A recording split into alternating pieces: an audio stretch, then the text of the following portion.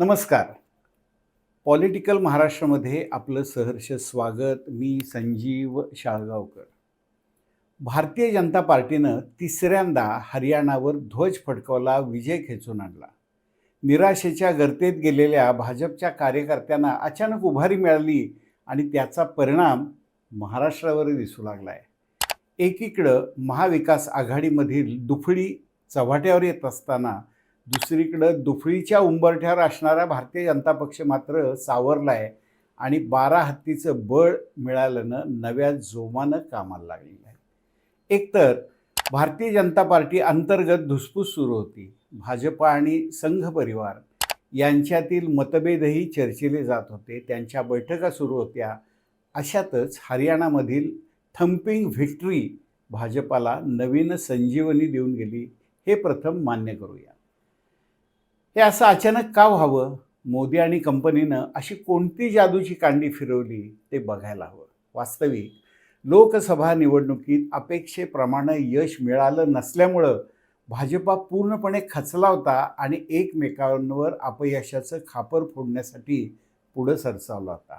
या उलट तिकडं महाविकास आघाडी मात्र विधानसभा जिंकल्याच्या थाटात आपला नवा मुख्यमंत्री कोण हे शोधण्यात गढून गेली होती. पण हरियाणातील जनतेनं दिलेल्या कौलामुळं संपूर्ण देशातील राजकारण आणि राजकारणी खडबडून जागे झाले आहेत. कुणी पराभवाची कारणं शोधू लागले तर कुणी विजय कशामुळं मिळाला याचं गमक काय हे शोध घेऊ लागलेला आहे दोन्ही पक्षांमध्ये. चला आता मूळ मुद्द्यावर परत येऊया. त्यासाठी प्रथम केंद्रात NDAचं सरकार सत्तेवर आल्याचे दिवस आठवा.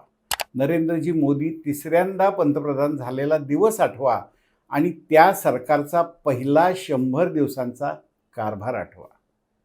हे सांगण्याचं एवढंच कारण या 100 दिवसांमध्ये राष्ट्रीय स्वयंसेवक संघ, भारतीय जनता पार्टीचे अनेक नेते कुठं होते याचा आढावा घ्या.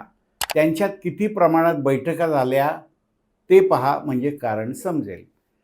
अगदी थोडक्यात सांगायचं झालं, या 100 दिवसात भारतीय जनता पार्टीनं आपल्या गाडीचा स्पीड आणि गिअर बदलला, रणनीती बदलली, आपलं धोरणच बदललं हे लक्षात घ्या. लोकसभा निकालानंतर काँग्रेस प्रणित इंडिया आघाडीचे सर्व घटक पक्ष चांगल्याच उड्या मारू लागले होते. राहुल गांधींचा वारू तर मोकाट सुटला होता. अमेरिकेत जाऊन त्यांनी भारतविरोधी मोहीम चालवली होती. या उलट भारतीय जनता पक्षाला विरोध, मोदींचा विरोध करता करता ते देशालाच विरोध करू लागले हे प्रत्येकाच्या लक्षात आलं. राहुल गांधी यांच्याप्रमाणेच महाविकास आघाडीतील सर्व वाचाळवीर सुसाट सुटले असताना भाजपमध्ये मात्र थंडा करके खाऊची भूमिका घेतली गेली होती. तमाम देशवासियांना वाटायला लागलं की भाजपा बॅकफूटवर गेलाय, त्यांना विरोध करता येत नाहीये. पण याच काळात पंतप्रधानांवर बेछूट टीका, भारतीय जनता पार्टी वाघ नाही तर बकरी आहे इथंपर्यंत टीकास्त्र डागली गेली. सरसंघचालक मोहन भागवत यांनी नरेंद्रजी मोदी यांना झापले. या दोघांचं पटत नाही, त्यांच्यामधून विस्तव जात नाही, अशा वावड्या किंवा फेक नॅरेटिव्ह पसरवले गेले.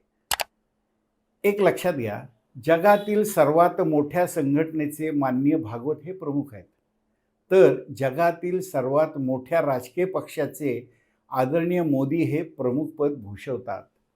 बाहेरून जरी असं वाटत असलं, आत दुसरंच काहीतरी शिजत होतं. सध्या भारतीय जनता पार्टी 22 राज्यांमध्ये सत्तेत आहे. या 22 राज्यांच्या मुख्यमंत्र्यांना रणनीती आखून देण्यात आली आहे. आता पक्षाची इमेज बदलायची अशी रणनीती आहे. सबका साथ सबका विकास हा फक्त मोदींचा नारा आहे. भाजपच्या मुख्यमंत्र्यांनी जो अपने साथ उसका विकास ही पॉलिसी राबवायची असा आदेश असावा आणि त्याचे पालन होत असावे. हिंदुत्वाचा मुद्दा जबाबदारीनं आणि जबरदस्तीनं रेटायचा, प्रो हिंदू ही प्रतिमा लख्ख करायची, कोणी मागं राहायचं नाही. म्हणजे योगी आदित्यनाथ, हेमंता बिस्वा शर्मा यांचा आदर्श समोर ठेवायचा, बिनधास्त हिंदू हिताचे मुद्दे अंमलात आणायचे, हाच त्या आदेशाचा एक भाग असावा. पुढं महत्त्वाचं ऐका, गेल्या महिन्याभरात सुप्रीम कोर्टाच्या ताशेऱ्यांना केराची टोपली दाखवण्यात आली. असं नाही का वाटत तुम्हाला? थांबा, एक एक मुद्दा तुम्हाला उलगडून सांगतो, म्हणजे लक्षात येईल. सोमनाथ मंदिराभोवती अनधिकृत बांधकामं होती. त्यात अनेक मशिदी होत्या, मजार होते, दर्गे होते. 100हून अधिक एकर जमिनीवर या पवित्र देवस्थानाभोवती मुस्लिमांनी जमीन बळकावून अनधिकृत बांधकामं केली होती. केवळ 24 तासात 50 बुलडोझर, 30 JCB, 30 डंपर, 30 ट्रॅक्टर लावून ही सगळी जमीन सपाट करण्यात आली. सगळी बांधकामं तोडून तिथं राडारोडा सुद्धा शिल्लक ठेवला नाही. ही अगदी ताजी घटना. गंमत आहे का? सोमनाथपासून माणूस दिल्लीला सुप्रीम कोर्टात पोहोचेपर्यंत सगळा राडारोडा तिथून हलवण्यात आला होता. त्या जागेला कुंपण पण घालण्यात आलं होतं. आता या जागेचा विकास होऊन एक सुंदर आध्यात्मिक पर्यटन स्थळ तिथं उभारण्यात येणार आहे. दुसरी एक घटना सांगतो.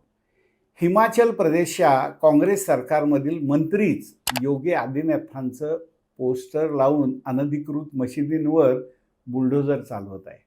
भाजपा शासित राज्ये हा कित्ता गिरवत आहेत हे महत्त्वाचं. काहींची जुळवाजुळव चालू आहे, काही आघाडीवर आहेत. आता आपल्या महाराष्ट्रात डोकावूया.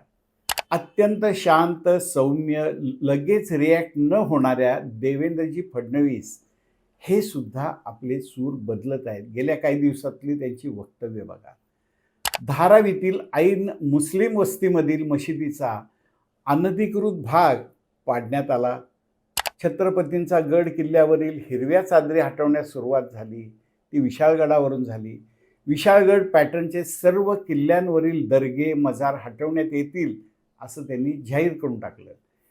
हिंदू मंदिरांना आता भरघोस आर्थिक मदत देण्यात येत आहे. देशी गायींना राज्यमाता, गोमाता हा दर्जा देण्यात आला आहे. किती पटापट निर्णय झाले हे मोदींच्या 100 दिवसांच्या काळातले बरं का. तिकडे आंध्र प्रदेशात नायडू आणि पवन कल्याणची जोडी सनातन धर्माची पताका फडकावित आहे.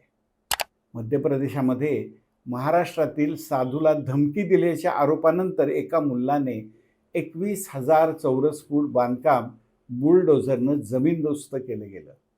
राजस्थान आणि छत्तीसगडही या मोहिमांमध्ये मागं नाही.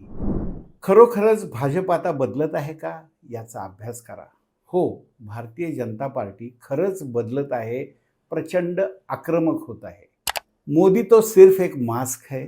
असलियत तो हेमंता, योगी, मोहन यादव, पवन कल्याण, एकनाथ शिंदे है, जो खुलकर हिंदुत्व का एजेंडा सामने ले जा रहे हैं. मंडळी, मी माझे विचार मांडले आणि हे विचार मी मांडत असताना आत्ताच बातमी आली आहे की महाविकास आघाडीनं उपमुख्यमंत्रीपद एका मुस्लिमाला द्यायचं ठरवलंय.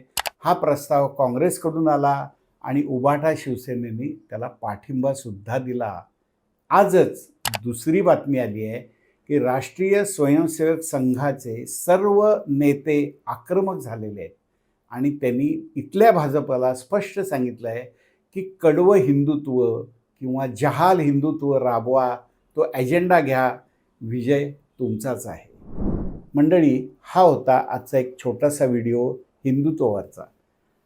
आपल्याला आवडला असेल लाईक करा, इतरांना शेअर करा आणि सबस्क्राईब करा. चला तर लवकरच भेटूया पुढचा एक छानसा व्हिडिओ घेऊन, नवीन विषय घेऊन. मनापासून धन्यवाद.